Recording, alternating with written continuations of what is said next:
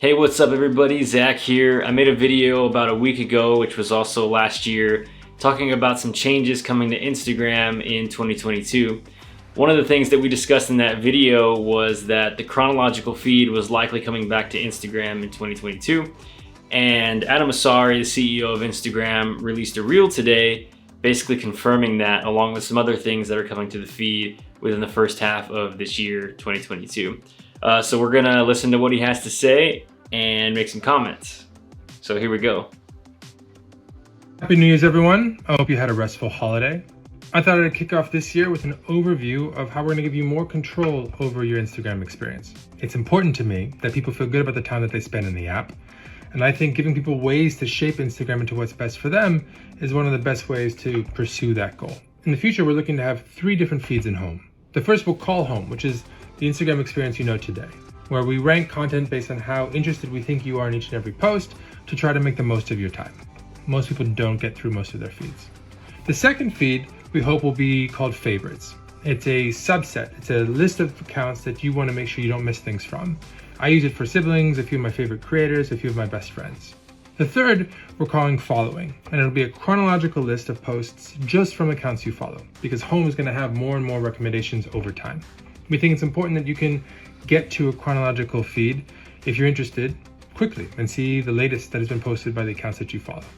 Now, these tests are already out or going out over the next couple weeks, and we hope that we can launch the full experience in the first half of this year. So keep a lookout. Let us know what you think. Cool.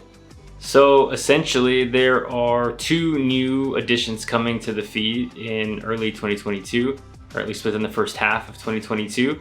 And those are Favorites and the chronological feed. So right now we have an algorithmic feed, which will continue to be the actual home feed, where Instagram will make recommendations based on what it thinks you'd like to see in order to save you time consuming the content that you'd actually like to consume. At least that's Instagram's stance on it.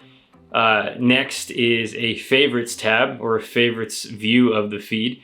You'll be able to go through and set certain creators or maybe family members, friends, best friends as your favorites. That way, whenever you toggle that view of the feed, you can see content only from those people or those pages.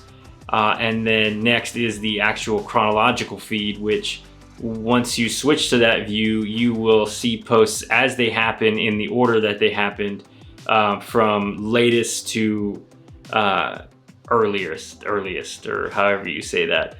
So I think these are some great additions coming to Instagram. There's no telling how they are going to affect content strategies just yet.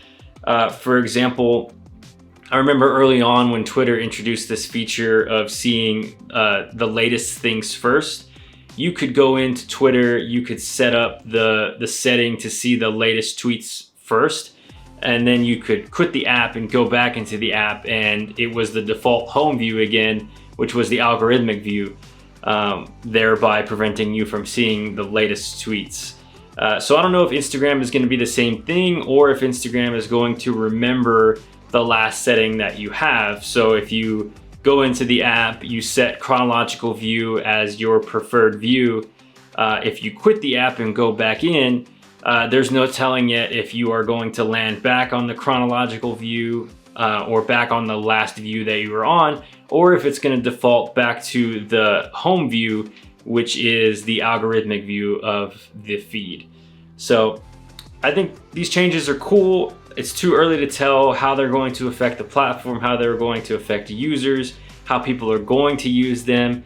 And once we know more about how people are actually using these features, we'll have a better idea of some content strategies that you can deploy in order to be more effective from your pages, from your brands and businesses. So I hope this information was helpful, and we will catch you in the next one.